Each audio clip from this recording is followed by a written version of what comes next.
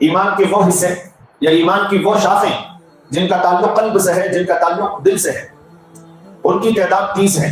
77 میں سے 30 ایسے شعبے ہیں جن کا تعلق براہ راست دل سے ہے، یعنی دل میں اس کو جگہ دینا اور دل کے اندر اس کو بٹھا لینا، دل سے متعلق ہونے کا یہ مطلب ہے۔ چلیے نمبر 1 ایمان باللہ، سب سے پہلے تو یہی ہے اللہ تعالیٰ پر ایمان لانا کہ وہ خدائے برحق ہے، یہی اصل جڑ ہے۔ ایک اللہ کو ماننا، ایک اللہ کی گواہی دینا، ایک اللہ کی شہادت دینا، اس کے علاوہ جتنے معبودان باطلہ ہیں اس پر لا کی لاٹھی پھیرنا۔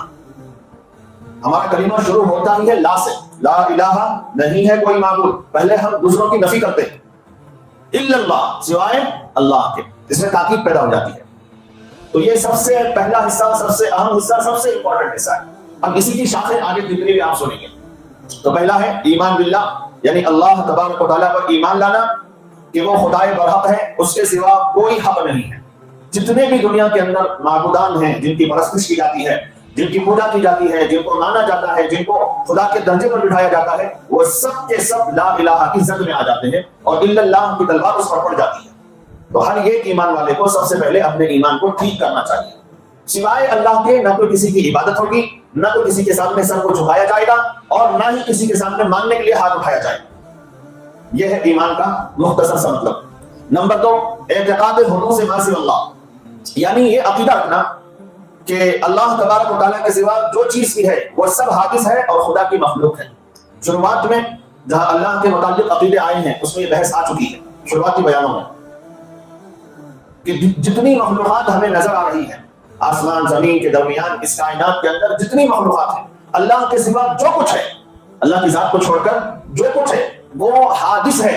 قدیم صرف اللہ ہے، ازلی صرف اللہ ہے، ہمیشہ سے ہے، ہمیشہ رہے گا۔ یعنی اللہ کے اپنے وجود میں آنے کے لیے وہ کسی اور چیز کا محتاج نہیں ہے، کسی اور چیز کے سہارے کی اس کو ضرورت نہیں ہے، وہ خود بخود ہمیشہ سے ہے اور ہمیشہ رہے گا۔ یہ مطلب ہے قدیم ہونے کا، ازلی ہونے کا۔ اسی عقیدے کو نہ سمجھنے کی وجہ سے لوگ خدا کا انکار کر دیتے ہیں۔ کوئی دنیا میں ہم دیکھ رہے ہیں کہ ہر چیز کا کوئی نہ کوئی کریٹر ضرور ہے، ہر چیز کو کسی نہ کسی نے بنایا ہے اور کسی نہ کسی طریقے سے ایجاد میں آئی ہے وہ چیز، اور کوئی اس کا موجد ہے۔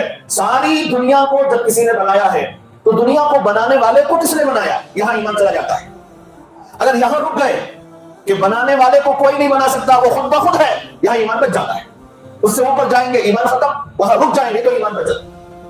یہ ہے حادث اور قدیم کا فرق۔ تو اللہ کے علاوہ جتنی مخلوقات ہیں، ہم ہماری نظروں کے سامنے ہیں یا غیب میں، غیب میں ہم نے جنت نہیں دیکھی، جہنم نہیں دیکھے، فرشتے نہیں دیکھے، فلسطینات نہیں دیکھی، اللہ کی جو مغیبات ہیں جو اللہ نے ہماری نظروں سے چھپا کر رکھا ہے، کسی چیز کو ہم نے نہیں دیکھا، لیکن وہ سب کے سب حادث ہیں۔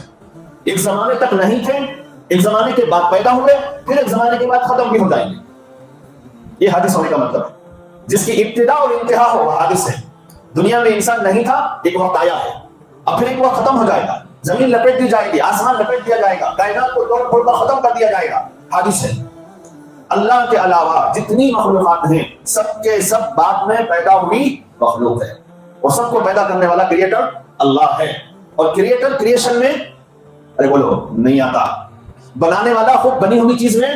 اسی لیے ہمارا عقیدہ کیا ہے، لا مکان لہ ولا زمان لہ، نہ وہ کسی مکان میں آ سکتا ہے نہ وہ زمان میں آ سکتا ہے، وہ ایسی ذات ہے اللہ۔